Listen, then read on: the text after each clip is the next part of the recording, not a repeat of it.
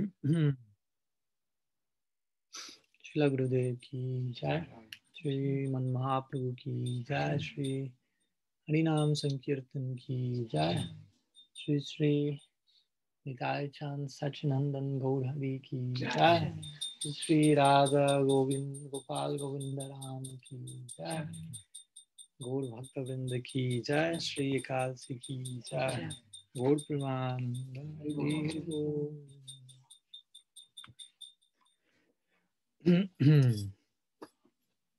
So, good evening to all of you. Welcome. Thanks so much for your presence, to all the ones also connected online. And well, here we are in Brighton, UK.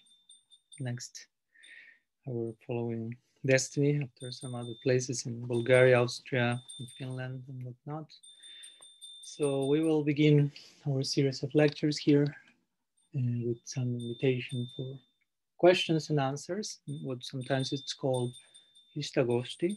Ishtagoshti means basically getting together.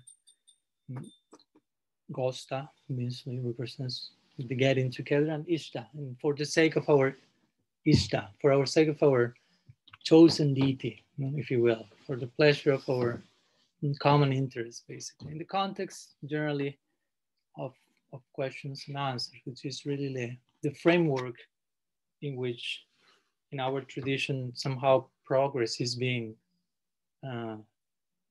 visualized, if you will, in the getting together and opening our hearts and inquiring and receiving replies and receiving further higher doubts and so on. In this way, we will be progressing. And not only questions and answers are symptomatic of progress, but also they represent a deep exchange of affection, of love and trust. Srila Rupa Goswami mentions this also. Uyam akyati prichati, he said, to open your mind and heart in a confidential way and to receive some confidential feedback in reciprocation, in the context of inquiring with full honesty, how can I make the most tangible and sincere progress towards my goal, as we're speaking today with Gokul Chandra. That's basically the question we have. How can we how can we be sure that we are advancing in a genuine way towards the ultimate goal? No matter if that takes 2-3 lifetimes, that's a secondary affair. But how can I make sure that I'm actually walking that path with full integrity?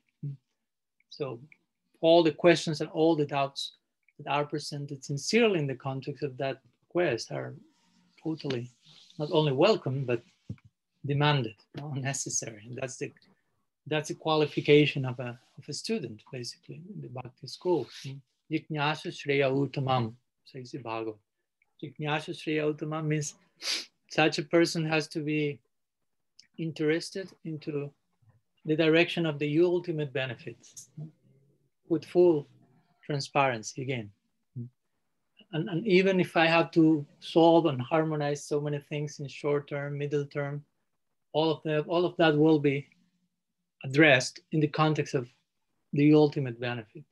So it's very important for us in this type of inquiry, mostly these two things. Once on one level or on one side, how to clearly establish what's the ultimate goal to attain for each one, and on the other side, where we are now and what steps do we need to take to advance progressively to that ultimate goal. So that's basically how Sadhu Sangha is defined: getting together and nourishing each other through sincere inquiry. Krishna says that in the Gita when he describes the glory of his devotees. He says, Matchita matkata pranabhodayanta parashram kathayantas chamam nityam tusyanti cha ramanti cha. So tusyanti cha ramanti cha. They are nourishing each other, they are delighting each other together, but by constantly speaking about me. So of course, constantly speaking about me means also, Please, if you can mute yourself if you don't have any questions to present. Meanwhile, so because the noise may got interrupted. So, okay.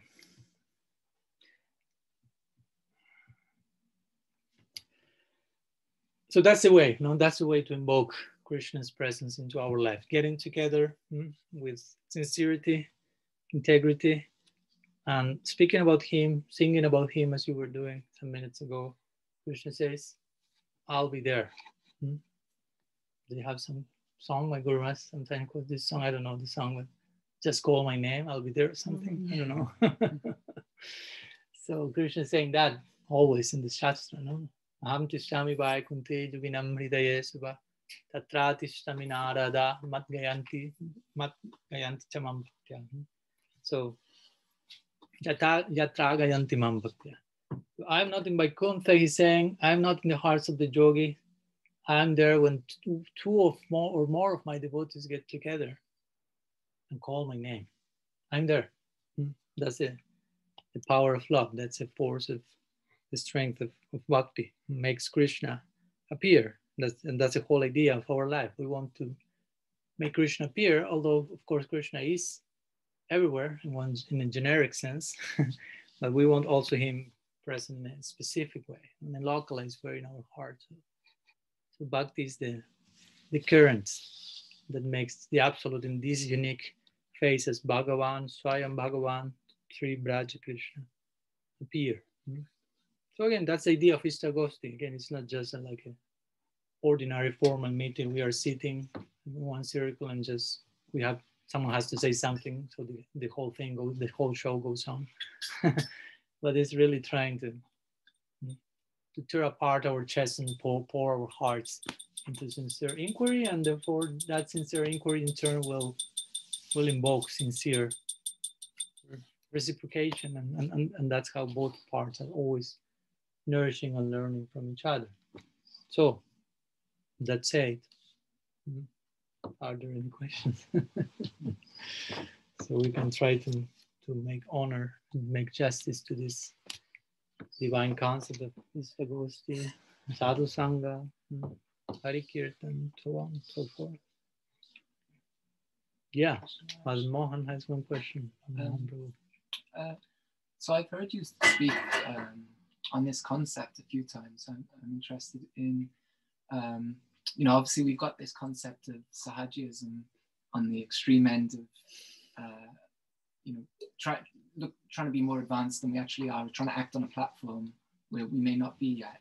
But then I've heard you discuss on the other end where maybe we should be being pushed to another platform, and we're not embracing that. And I'd like to understand or maybe discuss more the nuances of that concept in relation to also sometimes there might be a necessity for like horizontal kind of stability, let's say, or needing to act on a certain platform for a period to come to the next platform. Like, so the kind of, the subtleties and the distinguishment of that, I wonder if you could elaborate on this kind of concept of that end of Sahajiyism, so to speak. Yeah.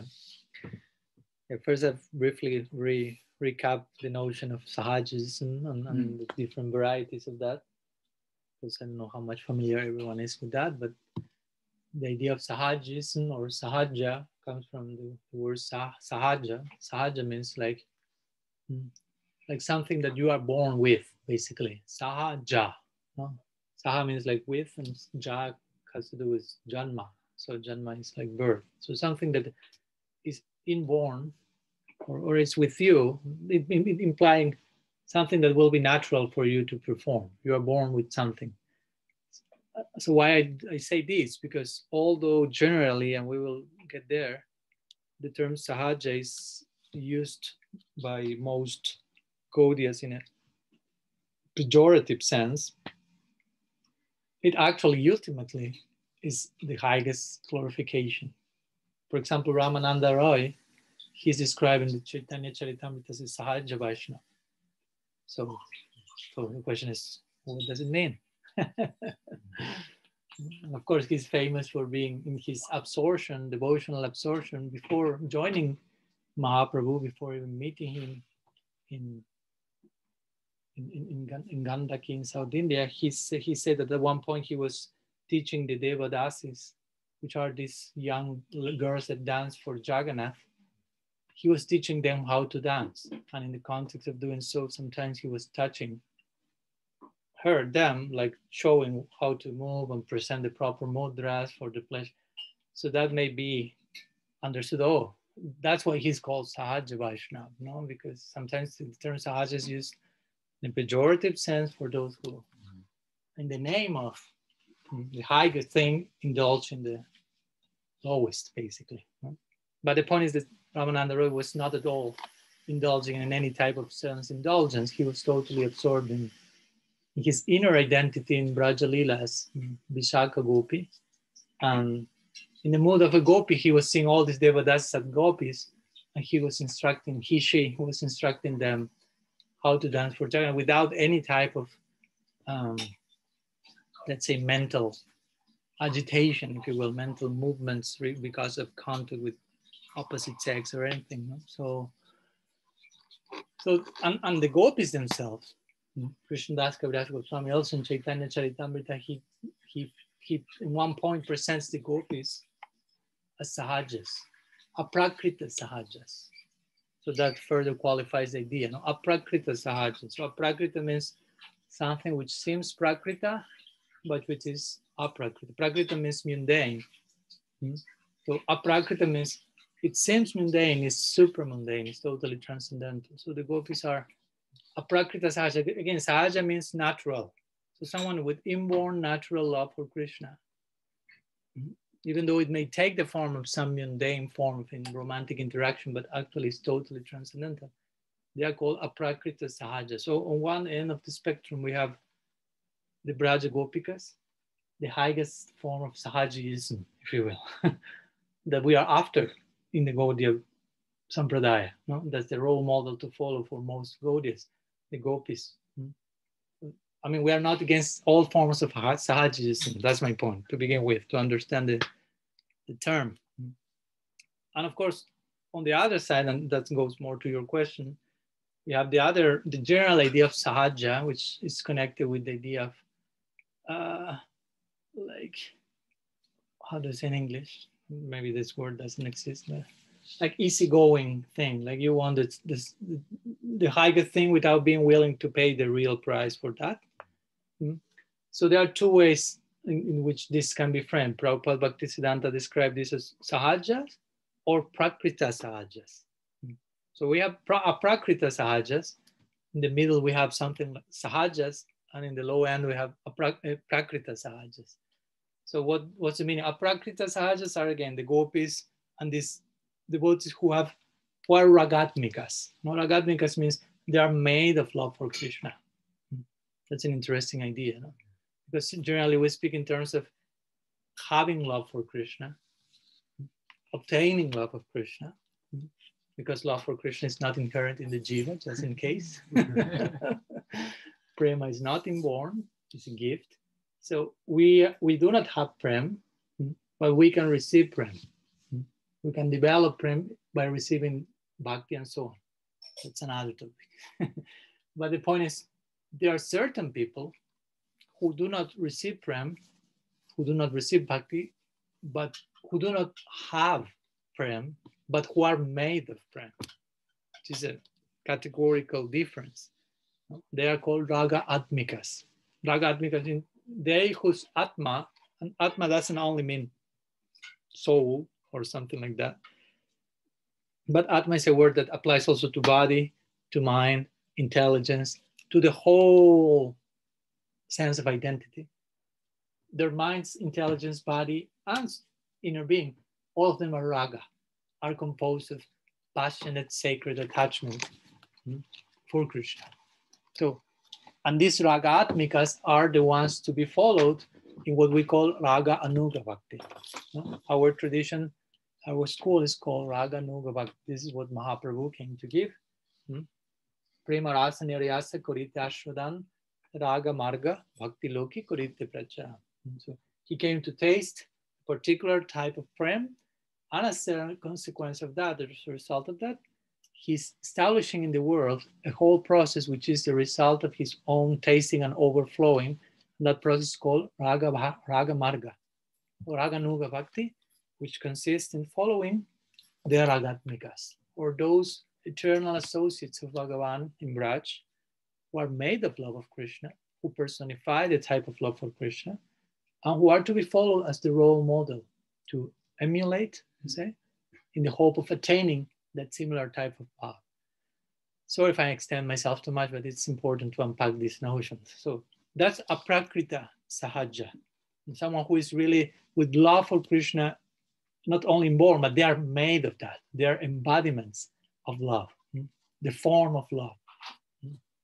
That one is kind of form of beauty, as the book there is saying.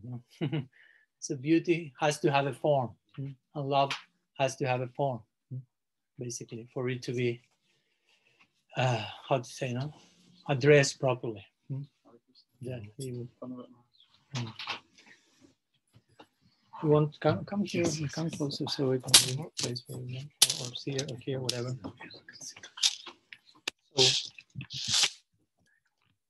So that's it. On one end of the spectrum, we have this notion, the notion of Aprakrita-sahajiya, personified in the associates in Braj, Bhagatmikas, Rajagopikas, and so on. These people who are personifications of love for Krishna. So they do not have love for Krishna, but they are love for Krishna. So that's Aprakrita-sahajiyas, as Krishnadas Kaviraj Goswami mentions. They are totally inborn, inclined, made. The whole quantum is conceived in direction. They don't have a second choice, if you will, second notion. They have always been in that direction. Then Prabhupada Bhaktisiddhanta speaks about sahajiyas and Prakrita-sahajiyas. But first we have to start with, again, the ultimate sahajism, Aprakrita-sahajiyas, which is our goal to attain, if you will. We are not that against sahajism in every sense of the term. There is place for legal sahajism.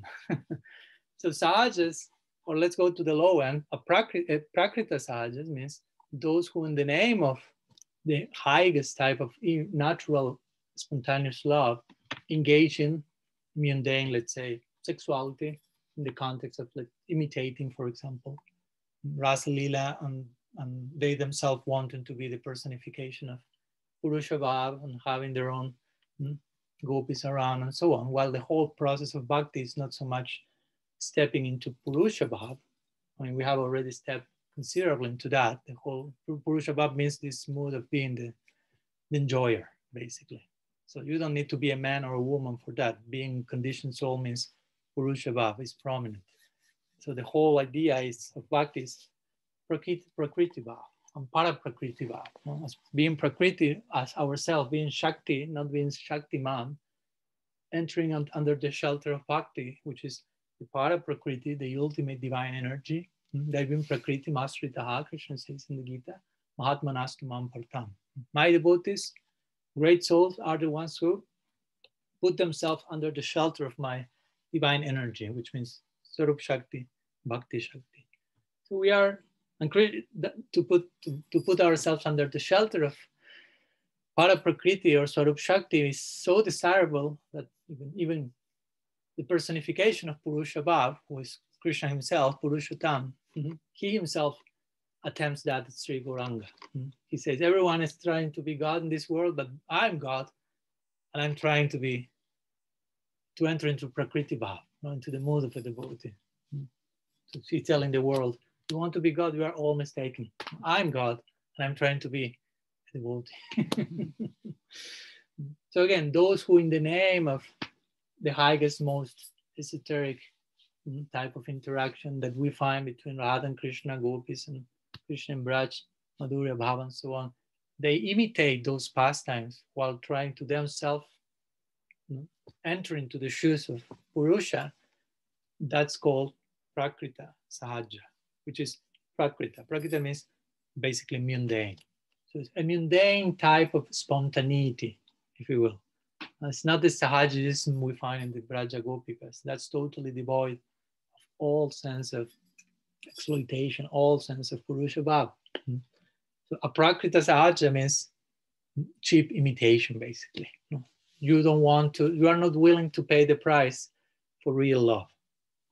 You speak in terms of real love, you may learn all the glossary, but you are not willing to invest yourself in that direction. So that's the lowest end, because it takes the form of cheap imitationism, and when that's going on sometimes in different parts, in India, in other places also. And in between these two, between Aprakrita-sahajiya and Prakrita-sahajiya, we have Sahaja, as Prabhupada Bhaktisiddhanta will term, which basically means not one extreme nor the other, but you are between those two. And we go to that point regarding the question of Mahaprabhu, which means you are not imitating Krishna's Rasa Leela, let's say. You are not going to that wild extreme. But at the same time, you are not on the situation that you are able to be a gopi, if you will, or be a gopa in Raj, and just, you are not a ragatmika to begin with. No, I mean, that's a fact. So we have to acknowledge that. So Sahaja in between means I'm not imitating the lowest thing, but at the same time, I'm not willing to, or I'm, let's say, I'm rushing, in the words of Srila Bhaktisiddhanta Goswami Maharaj, fools rush where angels fear to tread. So there's a higher domain of attainment, and I hear about that somehow, and I want to go there, but I may be doing that without bad intention. I may be just really naive in my pursuit, and I just want to go there, but I'm not really taking the time to acknowledge all the different things that need to be in place for me to really enter there, access there, and maintain myself there forever. And I may not be willing also to learn about those things.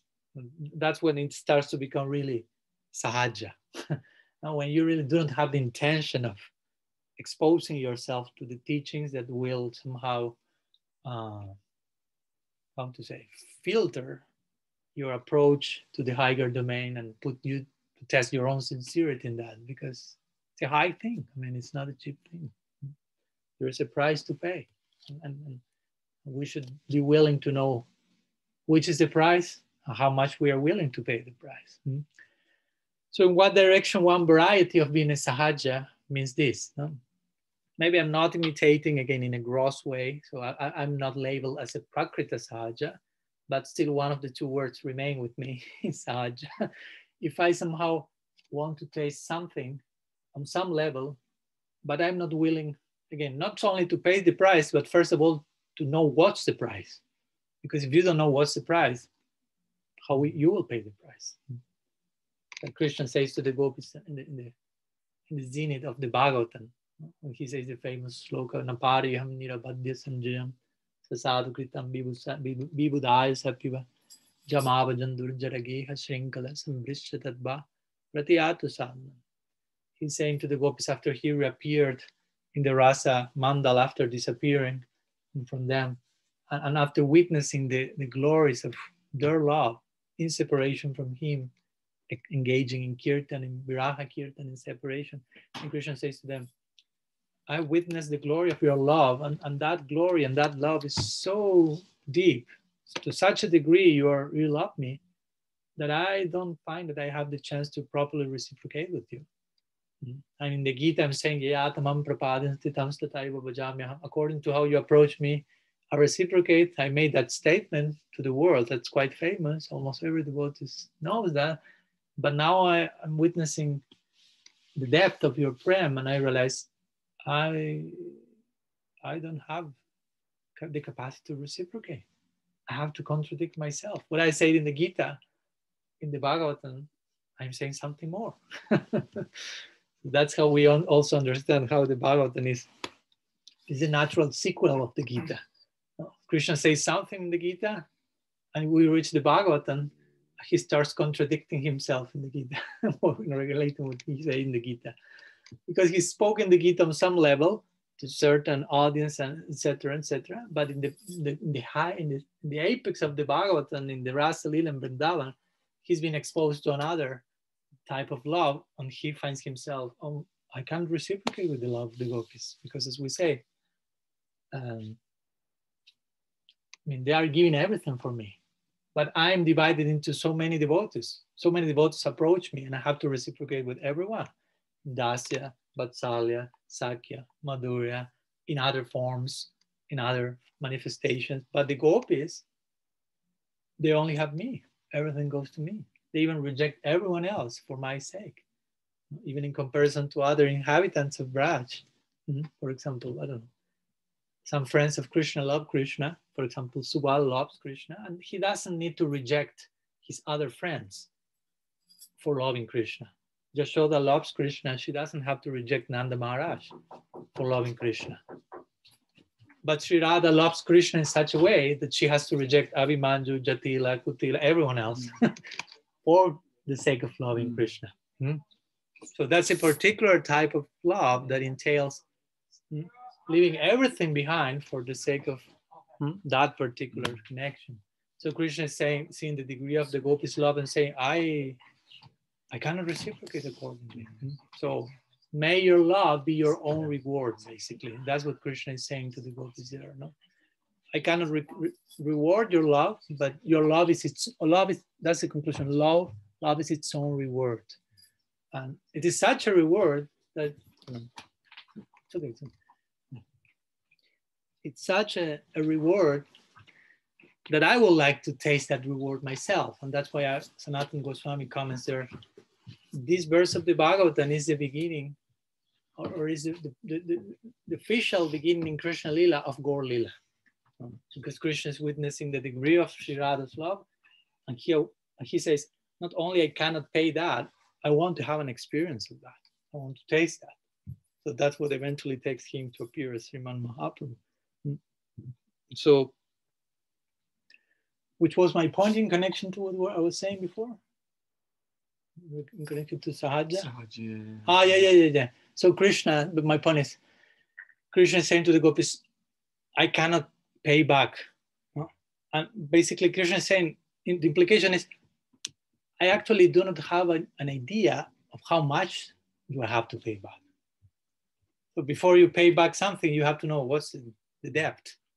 Like Krishna himself said, your love for me is such that I don't have a, yeah. You're saying how much we pay back Krishna, how much we have to pay back Krishna.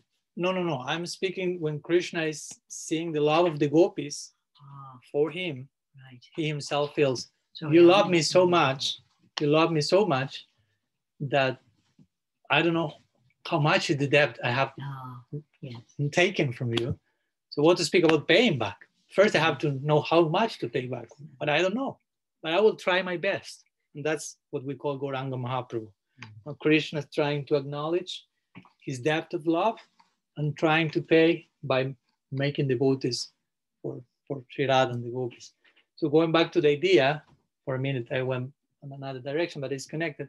Sahaja means, in another case, I'm in certain level of denial about knowing how much do I have to pay myself to make progress to the goal I want.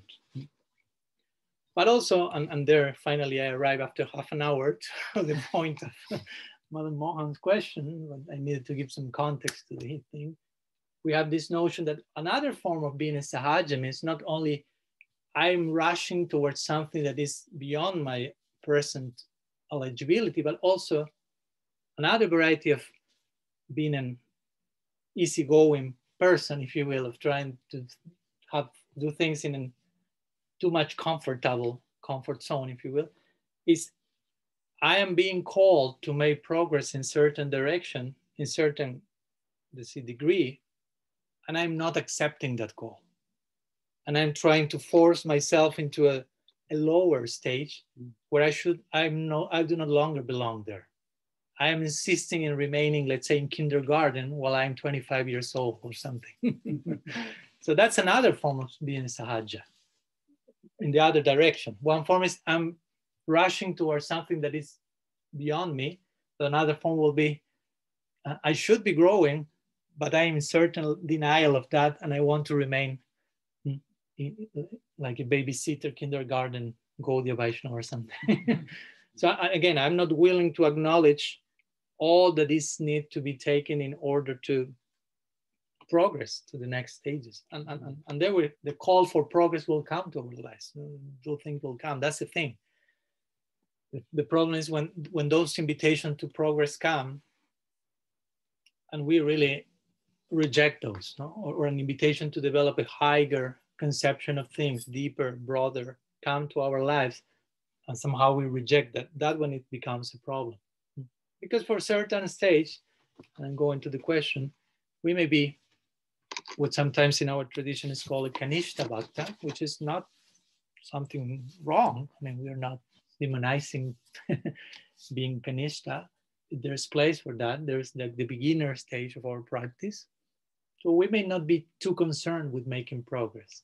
Actually, that's the symptom of concern with progress has more to do with the Madhyam Bhakta, the intermediate devotee, the progressive practitioner. He or she will be more like concerned with progressing. Not like obsession or paranoia, but just like a healthy concern. Am I making progress? I want to make progress. How to make progress? And there will be inquiry in that direction and willingness to change, because again, progress goes hand by hand with change. It's not like I want to make progress. You have to change. Oh, I don't want to change, but I want to make progress, but I don't want to change. Well, one thing goes hand by hand with the other. You want to make progress, you have to change, because that's what it means to make progress. I mean, you change. And then you may realize, oh, I don't want to change. So gradually you start to like, well, but I need to change. I should change. I have to develop some affinity towards this idea of change. It's not bad, basically. So what is refraining me from wanting to change? Why I'm afraid of change? So all this introspection process has to activate in one as a practitioner. So in the context of that, Mohan is asking this question of, okay, we understand the idea, we need to change. There's an invitation for progress, but of course that has to be done in a sustainable way. We cannot just from one day to another make a quantum leap and all the change we have to do will be attained in a weekend or something. It's a gradual process. Not that gradual either, no? Because we can take that as an excuse. No, Maharaj, it's gradual. Yeah, it's gradual, but it's as gradual as you make it gradual also. There has to be some, how to say, some passion, if you will, no? Some longing, no? Invested there as well. So there has to be some in between, like the example sometimes we give of the mother who is pregnant. No? So you are pregnant. I don't know what's that about in this life, and I got an idea. So you are the mother will be longing for meeting her baby. It's not that she's like 9 months just like indifferent and waiting. Well, whenever he comes, I will know and we will meet each other. It's okay.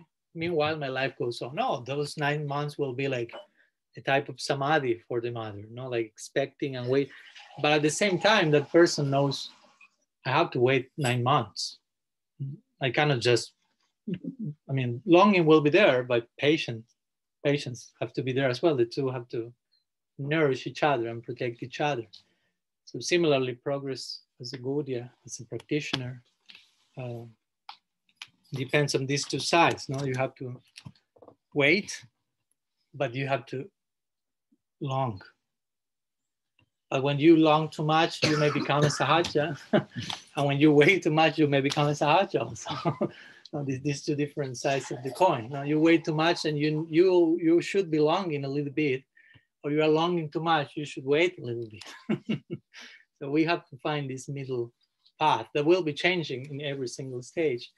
So Mohan is asking at some parts of our life or practice, sometimes the sadhaka, a devotee, has to pay attention to some aspect of her life, which may be considered relative, if you will, or sometimes my Guru Maharaj used to describe them as horizontal development.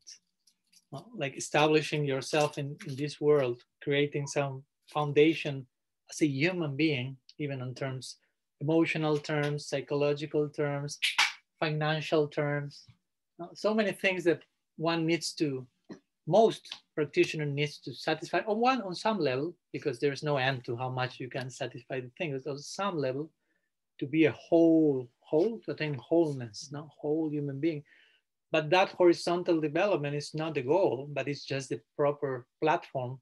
So your Vimana, let's say, your plane, you can attain vertical development, which means spiritual development. But generally, for spiritual vertical development, first you need horizontal development. You need some basis, some foundation as a human in the world, because sometimes it's not in the name of being transcendentalist, you may become just evasive of certain necessities you may have as a human. And for us, being transcendentalist doesn't mean stop being a human, because sometimes that idea may come. Transcendence means everything that goes against humanity or something. No? How to be hard-hearted, indifferent, don't be affected by anything, don't feel anything, and you get closer more to a rock than to an inhabitant of Vrindavan or something. And in Vrindavan, you find the fullness of humanity. You found Nara Lila. And you find the fullness of transcendence at the same time. The two of them are perfectly integrated there. Krishna himself, Mahaprabhu himself, their Leelas are a very perfect mixture of humanity and transcendence. And one is not doing away with the other, but one is facilitating the other. And we are to learn that lesson being here. No? Being a devotee is not just whatever. I sit and chant and transcend everything on my way. Nothing affects me. And I do not need to eat and to sleep and to mate and to work and to just chanting. Try it if you want, no problem. Share the report. Right. But the point is, generally, we need some other things in between. No? Srila Prabhupada have said, chant and be happy. And that's totally true, but also we should know that between the chant and the be happy, there are some parentheses with many considerations again inside that we have to pay attention to. Because we are not only chanting and being happy, we are doing so many other things that we need to. So the question is, some of these things sometimes may be seen as, I don't know, as a distraction or as something that is not so directly part of our life of bhajan, or something that may be seen as a form of sahajism, if you will.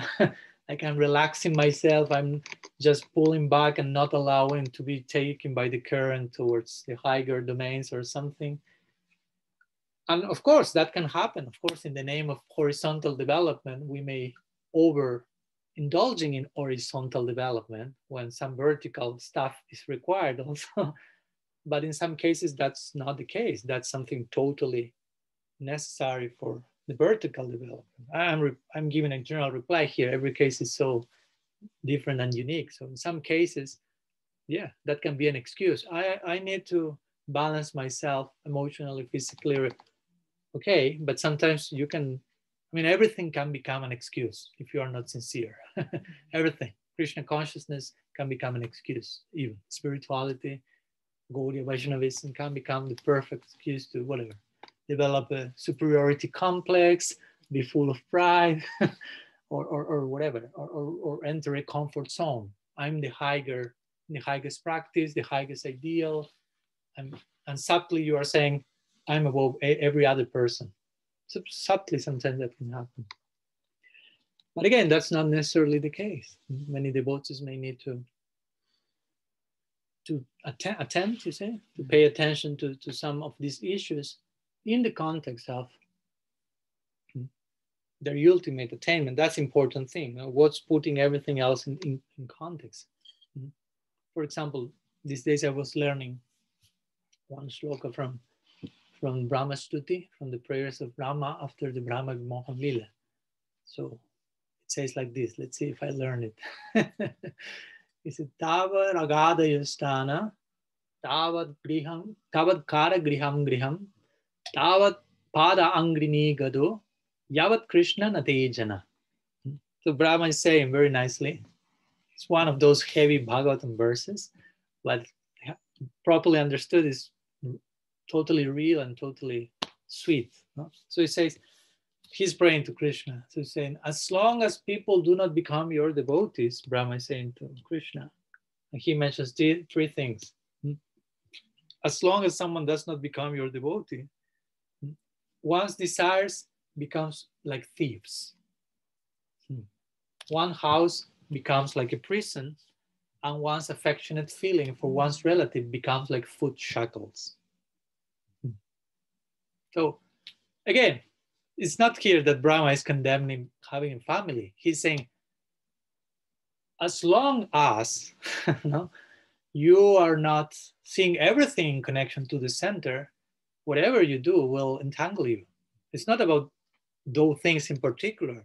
It's about how you deal with those things in particular. And he's indirectly saying, but if you become a devotee, those same things that are entangling you can facilitate your uplifting and grading. It's not that there's a problem having a wife, affectionate feelings, or a house.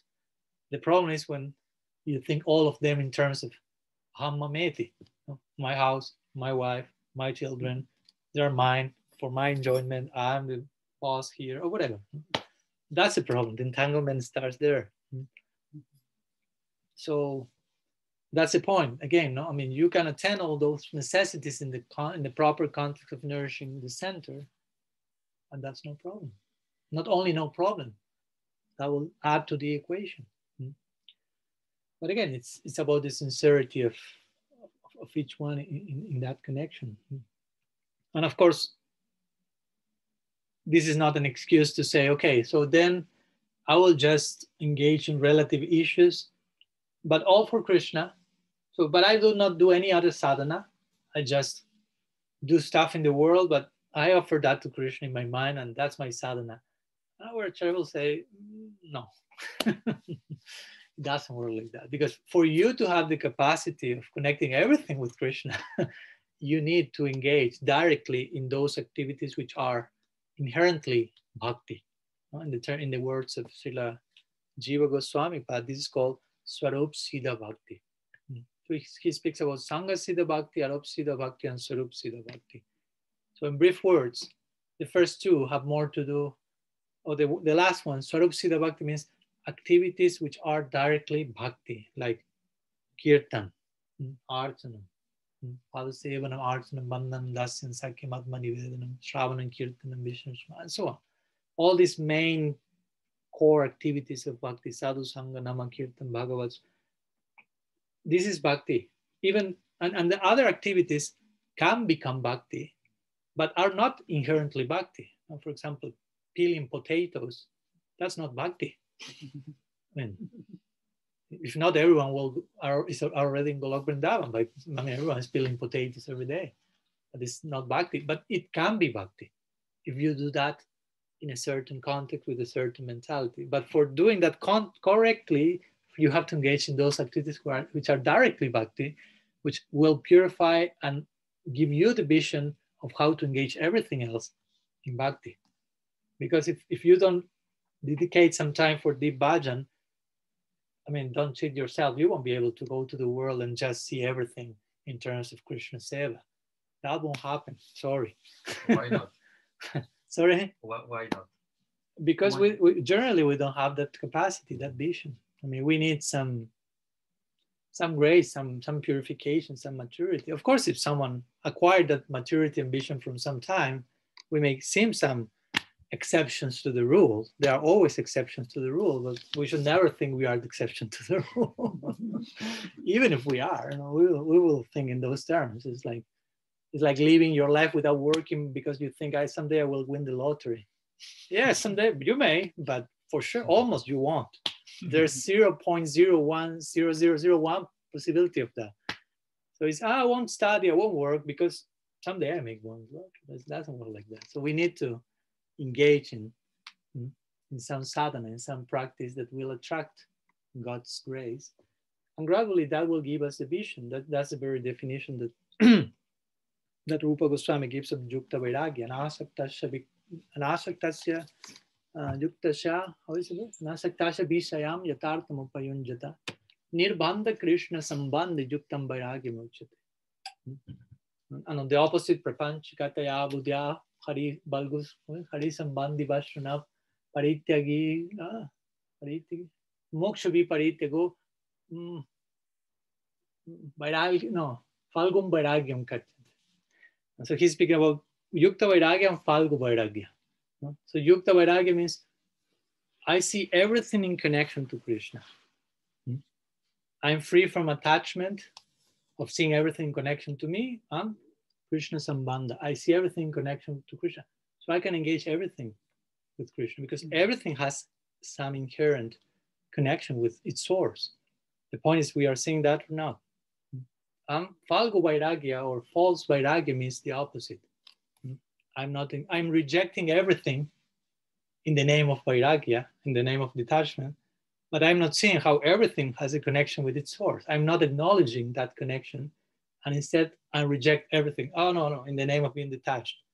Rupa was saying this, that's not detachment for us. For us, detachment means you acknowledge the connection of everything with its source, with its center, Krishna, and you engage everything with that. That's much more comprehensive. So basically, that's our idea. So whether we are sannyasis or grihasthas or brahmacharis or whatever stage in life we may be, any of us, having to deal with whatever social dynamics or any dharma or engagement we may be in, everything has the potential of being engaged, of becoming bhakti.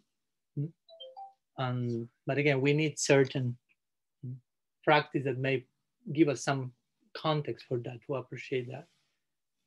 But at the same time, we should be introspective and attentive.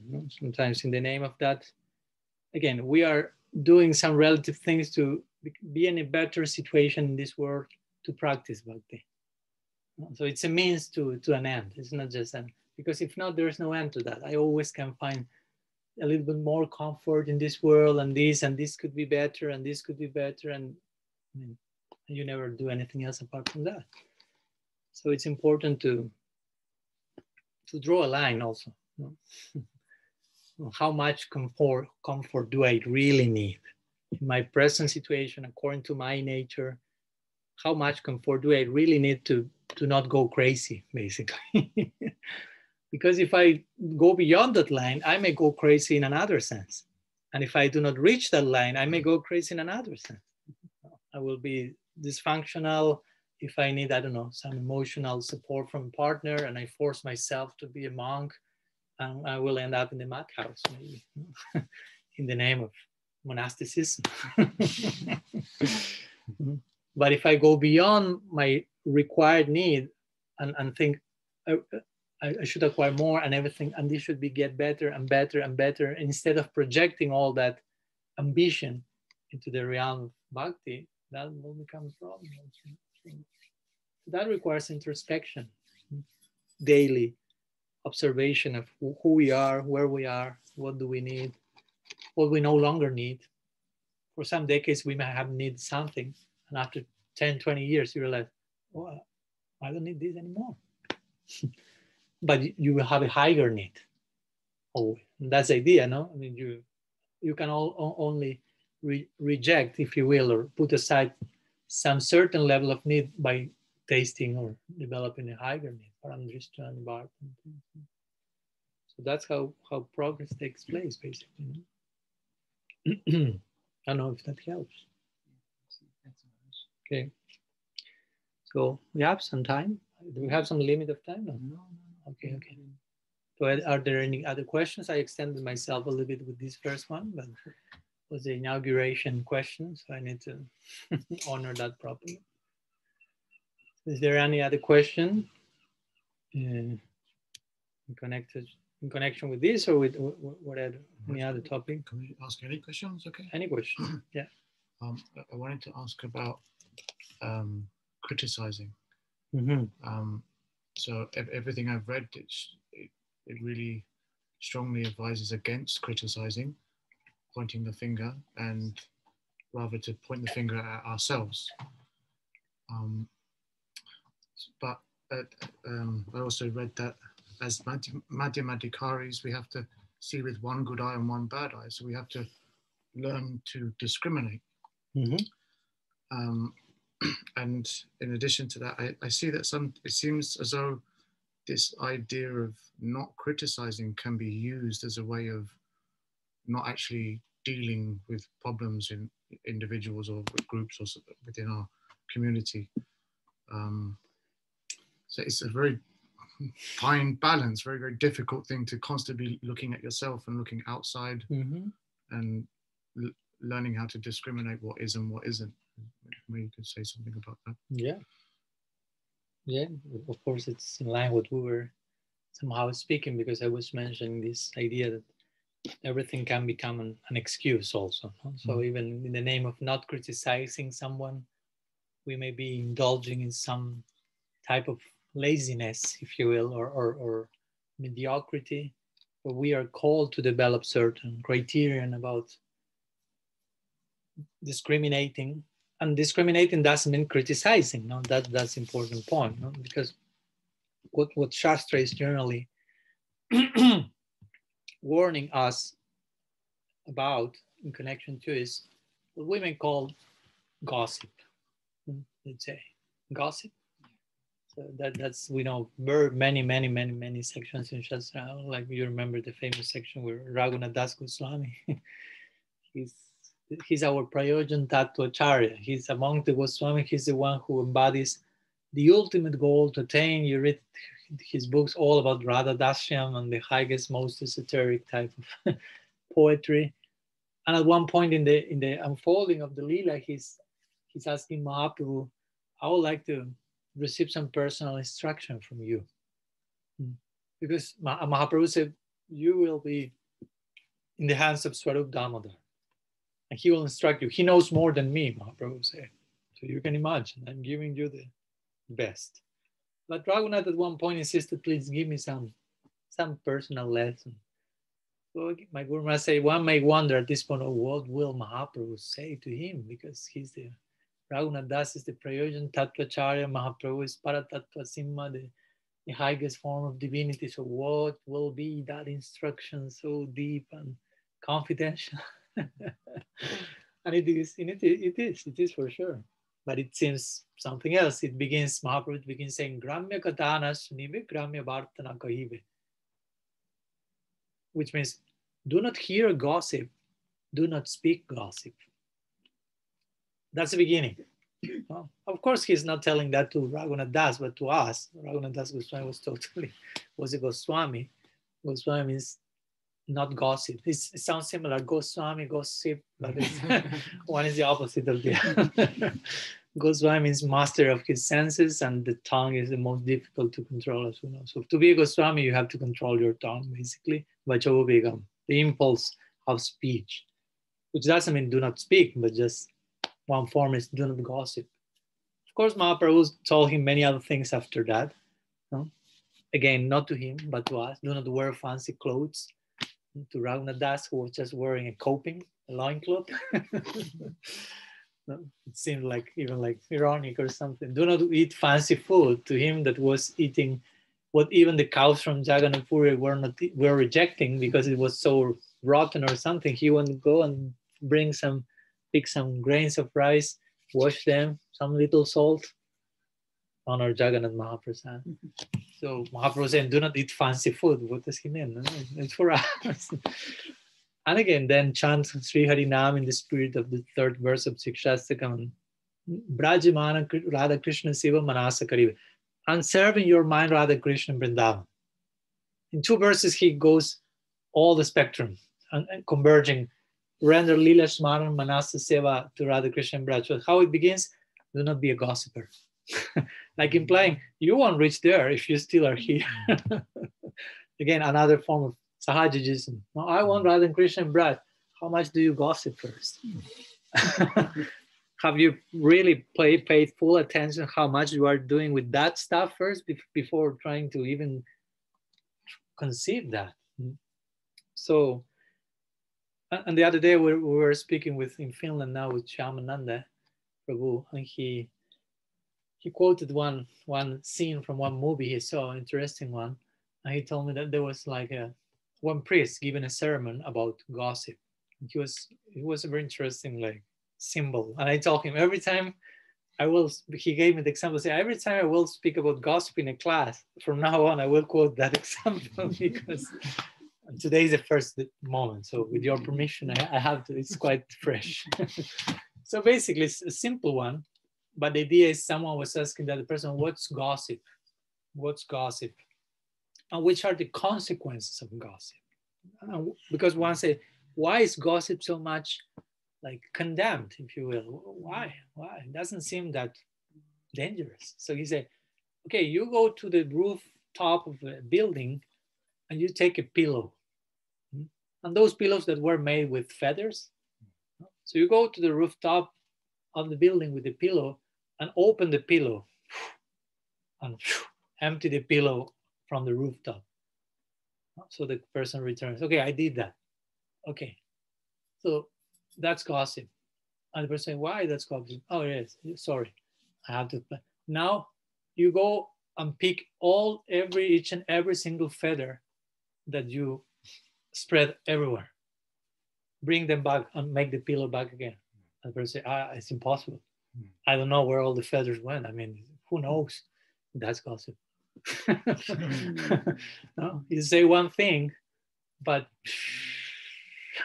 how can then you rearrange, heal all the things? You don't know all different, especially nowadays, social media.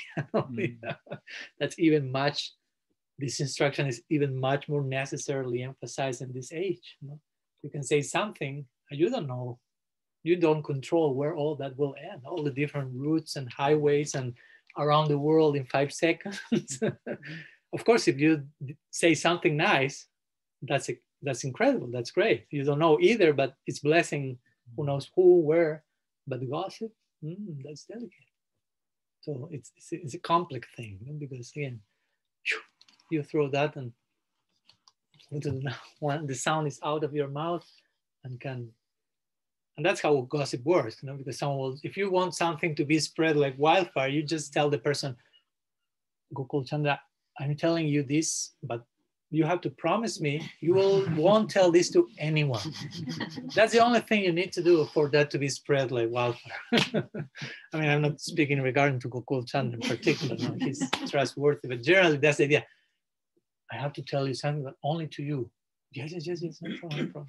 No. And the other person will go to other one and say, but only to you, nothing, no one else. Okay. So that's the gossip parampara established. So multi-branched.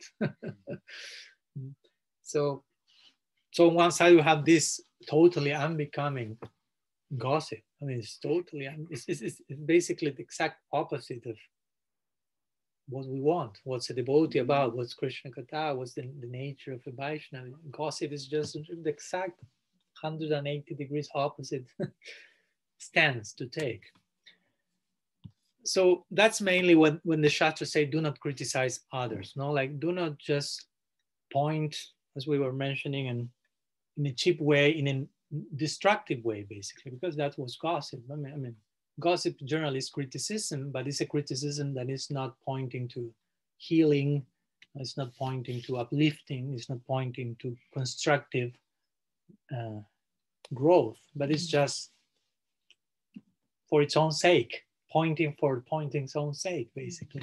And of course, behind that pointing is a lot of personal cowardness and evasiveness, and not trying to recognize whatever we have to change, and it's so much easy, it seems so at least, to point. But as they say, with one finger we are pointing others, but 3 fingers are pointing back to you. So the reality of the whole situation is everything will go back to you. So you can now, if someone is a madhyam or wants to be established into this intermediate progressive discriminating stage, which is really necessary, one needs to see certain things.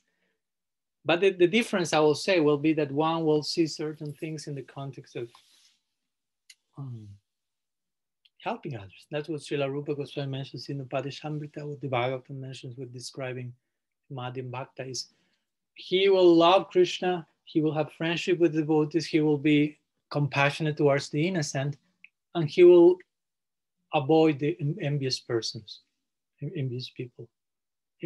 Although interestingly, Rupa Goswami said that all those different types of discrimination will be executed in the context of serving each person.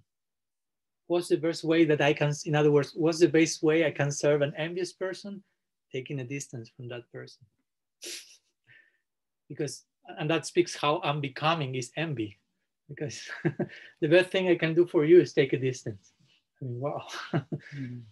I want to serve you, but because you have envy, the only thing I can do for serving you is taking a distance. Because the more I get closer, the more the venom of envy starts to come. So unfortunately, I have to serve in this only unique way. What to do? But the point is, this devotee is concerned about serving everyone.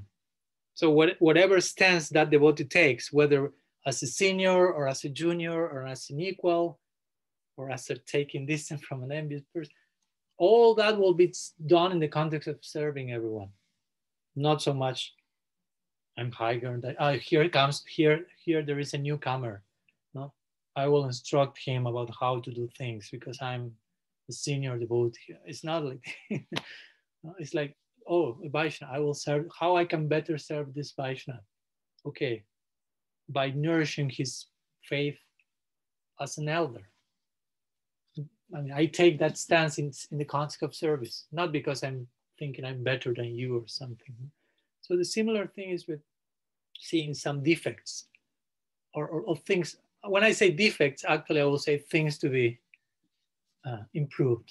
No, that's a much generous way to say, not so much that you have this fault, you have this in art, because a Madhyam Bhakta, a intermediate devotee will be,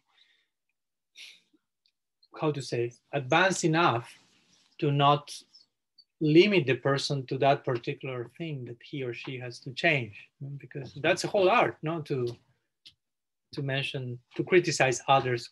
Constructive criticism. Constructive criticism means whatever I'm telling is a big commitment. We spoke in Bulgaria, think about that. There are some stages we should go through for really engaging in constructive criticism and not gossip.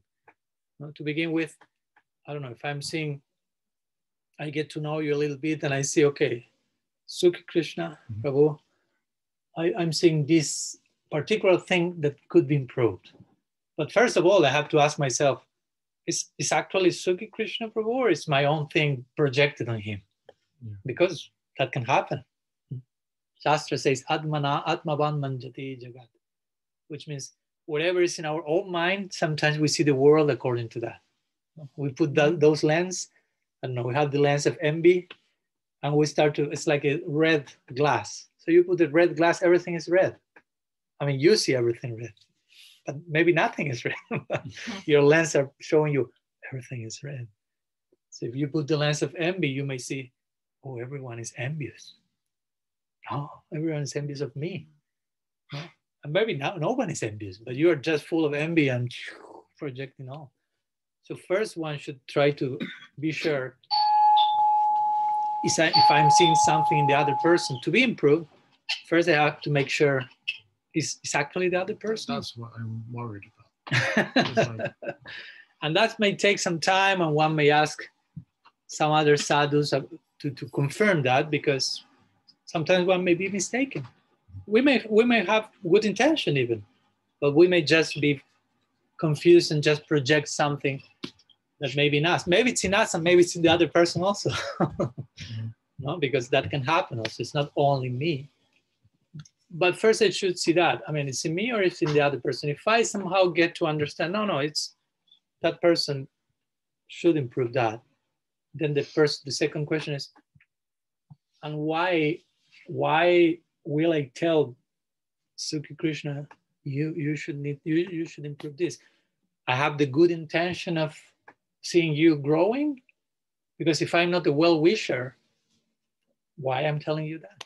Just to feel good about myself, to feel, oh, you are below me or whatever. No? So I should like confirm I have good intention. I have a constructive intention in mentioning that to you, like in compassionate expression, like a form of love, basically, a form of affection. I mean, if you do that with affection, that will be so powerful. If a real friend approach us and very lovingly and sincerely says, I think this could be upgraded, and you will become the best version of yourself. You will feel like, wow, not like empowered, not like discouraged. Oh, why he's saying that to me? But you'll say, oh, thank you so much. Not anyone and everyone have the capacity of saying those things. So, and last but not least, if we tell someone you should change this, you should change that, and I realize I have good intention, also I should commit myself that if I tell you, Sukhi Krishna Prabhu, I think this thing in particular you should change for your upgrading in your life, but you are not alone with this thing you have to change. I'm with you. I will accompany you. I will help you in whatever you need in your process of changing that. It's not just, well, yes, you need to change that. So good luck, goodbye, and I'll leave you. And you're like, oh my God, what do I have to do with this? I have to change it. Yeah, I have to change it. But if the person is saying, yes, I see this, but I'm here with you. You have my shoulder. You can count on me. We are in this too. Because I dare to open my mouth to mention that to you. That creates a bond, a commitment. It's not that you should change that. If you allow yourself to say that, you are saying also, and I commit myself to accompany you so you can change that. You can, I mean, you have to do your part, but I'm with you and we can help each other. So if one is going through all these stages properly, one can open one's mouth and criticize others. It's not critic in the negative sense of the term. It's a form of affection. Again, it's love. Even though it takes the form of criticism, actually it's love. And sometimes we know the opposite can happen. Someone may praise you in a very hypocrite way, cheap way, wanting something from you. In the name of praise, they are actually attacking you. And others, in the name of criticism, they're actually being affectionate with you. And one more thing that my Guru Maharaj always mentioned is that, of course, for this to happen and to take place in a healthy way, a Vaishnava, a Madhyam Bhakta especially, is someone who will look at us and not limit us or over-identify us according to that thing that we need to change. We may have whatever, anartha, whatever, put the name you want. But the sadhu is not saying, oh, you are that. No, the sadhus are seeing our potential. Srila Sri Maharaj will say, your future is brilliant. So the sadhus is seeing us, and they're not just judging us, oh, you have this anartha and this limitation, this shadow and this defect. They may be seeing that, but on top of that, they are seeing all that you can be, all that you can become, all your potential. And they identify you with that potential. No? Even though we may not be fully identified with that potential. They are much more generous with us than how generous we are with ourselves. Sometimes we are not too generous with ourselves, and we choose to self-identify, limit our own sense of self to something totally limited and obscure and dark. But the sadhus are seeing us and identifying ourselves with the highest which we can achieve. So again, that's their main identification of us for them. So meanwhile, they may point, this should be upgraded, this could change, but all that in the context of, because you can become all this. They are not saying you are that you need to change, you are this shadow, you are a monster. Those things happen in this world, no? People pointing at each other like this, and unfortunately also believing each other those things. Like I was saying yesterday, this wisdom of trauma, and someone was telling them, like, someone was traumatized because someone from childhood, someone was telling them, you are a monster, you are a monster, you are a monster. And the person was like affected by that. And then the person said, and what if I tell you, I really love your green hair? And the other person was laughing and said, why you're laughing? Because I don't have green hair. And now I say, okay. And now what if I tell you you are a monster? Why you are not laughing? In other words, because you believe yourself that thing. So you choose to not be too generous with you and to over-identify with your own shadow. But the shadow is not like that. The shadow will take you out of your shadow, will point to the shadow. There's shadow, you have to deal with that, but you're not the shadow. You are these potentials. So while pointing to whatever needs to be changed, all that is in the context of your highest prospect. So if all the things are in place, and that's not an easy thing to do, one can engage in, one can point to everyone anything, because that will be done in a really proper spirit. And it's so necessary that we have elders doing that. Elders, I do not mean certain age, people with that capacity. So that's my reply. Of course, each one has to think and be introspective, where I'm in the midst of all that, where I stand in between all this, and how much do I have to do that, or how much do I need someone else doing that on me, or the two things at the same time also, of course. Especially if one of your main services or duties is to tell to others all the things they need to upgrade in a proper way, nonetheless you need someone else telling those things to you as well.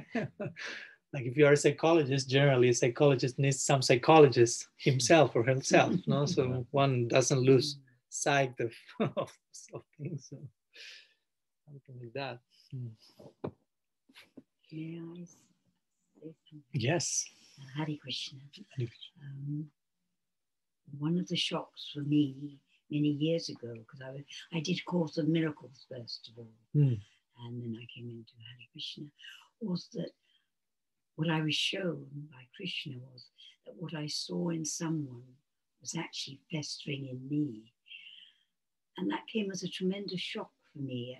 I just cried my eyes out, because I thought, that can't, all that I've been looking at, all these people I've been judging, is all in me. And that started me on the road of a deep forgiveness and a deep change within myself. And as I say, I was so shocked that I hadn't realized that, what I see in people at that time was just awful. That was me, a demonic, awful person who was jealous and envious and angry and, all those things. And gradually, as I started taking responsibility for my nathas, not blaming myself, I didn't start attacking myself anymore, but I had to take responsibility and really look at them and start forgiving. Look at why I was angry, what started all that. That's what I was saying, but it's helpful. Yeah, totally. Thank you so much for your testimony. And we were speaking today with Gokul Chand about that. No? And that word came over and over again, responsibility. Because we sometimes don't want to take responsibility. So it seems easier to throw the burden on the whole world, but not to me. And I know, as you mentioned very nicely, it may be shocking in the beginning to realize all those things that I'm projecting are in great part at home first. And I have to embrace that, acknowledge that, and then deal with that. And it may take time. It may be a long tunnel we have to go through. But there's light at the end of the tunnel. There's hope. And I'm sure that whoever has done that in a sincere, healthy way, I will have so much to give to others then, and it's so necessary. It usually starts from something from childhood. That judgment or criticism is not new. It's something that came long ago, which if you can recognize it, you can gradually go through that forgiveness and bring it to Krishna, and he heals you. And something important, that connection that we also mentioned today, is one may say, okay, I'm having this particular judgment or attitude towards the world because of this particular thing that happened to me in childhood. And that's, there is the danger of entering into victim consciousness, because one may say, my dad or my mom or my whoever did this to me, so because of them, I'm like this. But the point is, you may analyze that person who did that to you, and that person also received that from their parents, and then so you start to get lost into a generational research, and at the end of the day you realize this is not about blaming and finding who is to blame here, but taking responsibility of how do I choose to respond to whatever has come to my in this life to me for some reason, that I was born in a particular family, so yeah, at the end of the day it's all about responsibility, and not so much trying to change the world, but trying to change yourself, which is much more difficult. and that can be a tricky thing also for us as Vaishnavas, because of course there is this side of let's help people, let's share the message, let's change the world in some way, on some level. But the point is, be careful that this, how to say, motto, like this saying, doesn't become an excuse slogan. Okay, that's not because an excuse not to change yourself, because I mean, you will change the world as much as you have changed yourselves, because if not, you will go to the world and maybe you just maybe projecting prejudice and faults, and you are not doing that much relief work, if you will. So change yourself, not in a selfish way, but in a compassionate way. If I want to really contribute to the world, I have to change myself. And that's the most difficult thing, you know, say. And it brings a simpler way of seeing the world, because you don't see the faults so much. You see more, as you were saying, the whole bigger picture of what that person is really crying for, rather than your own stuff. Yeah. Believe you me, I fall down all the time, but I try. No problem. I remember once one devotee told that, they say, some devotees sometimes use this expression, sometimes I fall down. And the devotee say, sometimes I got up. Because I almost always fallen. No? Because you say sometimes I fall down means I always in good standing. And sometimes I fall down. They would say sometimes I got up because I'm almost always falling. or I sometimes lay down and relax. Also, there are different possibilities. And let it roll back, you know. Also, yeah, there are many types of dynamics there. Okay, some other question before finishing. We are almost in time, but maybe we have time for one question? Yeah, okay. Not too late? If there is any. Yeah. It's just a general question about Lord Chaitanya Mahaprabhu, the way he departed from this world. And there's a mysterious, must be a mystery about it. But do we concern ourselves with that? Is there something that this Sampradaya can say about that? Is that important to think about that and his divinity? Well, generally, Gaudiya Vaishnavas do not put too much attention or concern, if you will, regarding what's called the Maussalya Lila. Maussalya Lila is like the disappearance Lila of Bhagavan. Although there are some, as you mentioned, some hints or theories about that, but it's not something that Gaudiyas like to speak too much about, not because of denial, anything, but basically because of the very nature of the Leela, which is just, he's not dying, no? He's not, even though it seems that person is going through classical human transformation of leaving the body and so on, but it's actually a total, basically a state of in manifestation. You say that? Yeah, entering into unmanifest past. The past then becomes unmanifest, basically. So similar with Krishna in the Bhagavatam, here and there is mentioned something of Jara, the hunter, and some arrow entering, whatever. But it's just like a Leela. We will say that Krishna himself like chooses to inspire, if you will, certain elements. If you understand all the different how the Jadus fought with each other. I mean, I won't enter into that detail. And there was some part of some iron thing that was put on earth, and that's some other, how do you say, well, long story. Yeah, but all that conversion to the, not unfolding. What's the opposite of unfolding? Wrapping up. Yeah, like the wrapping up of the Leela and turning in manifest. So something has to happen, no? Because we are speaking in terms of lila. So lila means like drama. No? The lila has dramatic dynamics. So it's like a play, and all these different characters are exhibiting different. So there's a particular way for it to close in a certain way.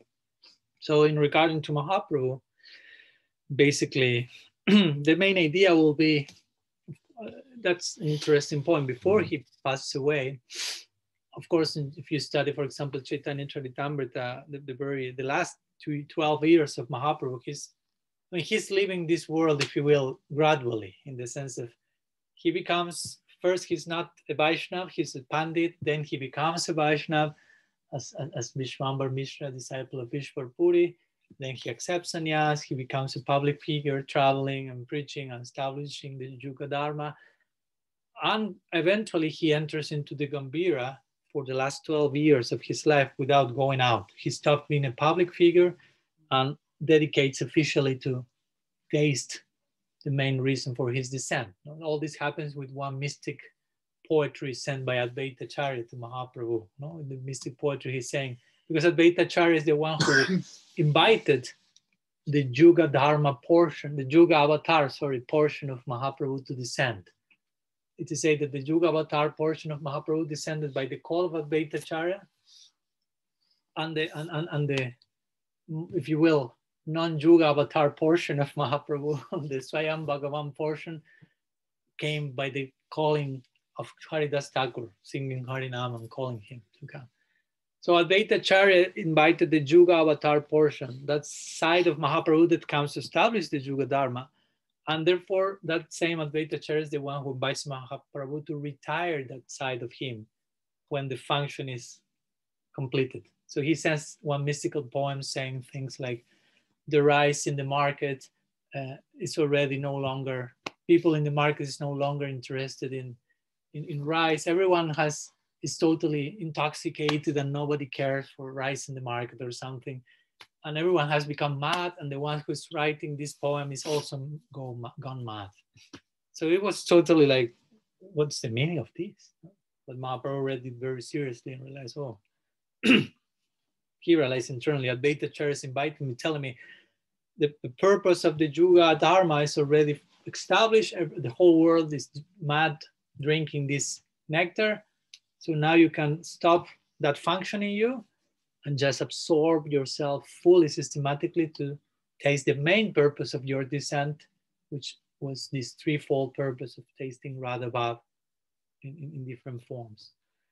So as we know, the last years of Mahaprabhu, his 12 years doing that with the assistance of Swarup Brahmada, Ramananda Roy, and so on. And it becomes more and more intense, more and more intense. His experience of Radha Bhav is reaching the apex of the realization of that. And the very last section of Gaur Lila in Chaitanya Charitamrita, the last chapter of Antya Lila is Sikshastakam. And the last verse of Sikshastakam was Klishra Bhavadaratam Pinashtamam and so on. Krishna Das Kaviraj mentions this verse was spoken by Sri Radha. Actually, the verse was spoken by Mahaprabhu. But the idea is Krishna as Mahaprabhu fully tasted Radha Bhav. He reached success in his project, if you will. The main reason for his descent has been fully accomplished now. Like implying, now he's free to go, if you will. Now his whole Lila is justified, has been successful. Gaur Lila is successful. Mahaprabhu did it. Sri Mahaprabhu ki jai. Like my Guru Maharaj likes to say, although at that point Mahaprabhu is bathing in the glory of tasting Radha Bhav, actually Sri Radha herself in the Gaur Lila, who is Gadadhar Pandit, has totally disappeared into the background, to the back curtains in Tota Gopinath, giving himself or herself, her bhava, to Krishna as Mahaprabhu to be successful, be successful. The more he becomes glorious there, the more Gadadhar Pandit disappears in a much more glorious way. So properly understood, the disappearance of Gadadhar Pandit is much more glorious than Mahaprabhu's stays. But that's another series.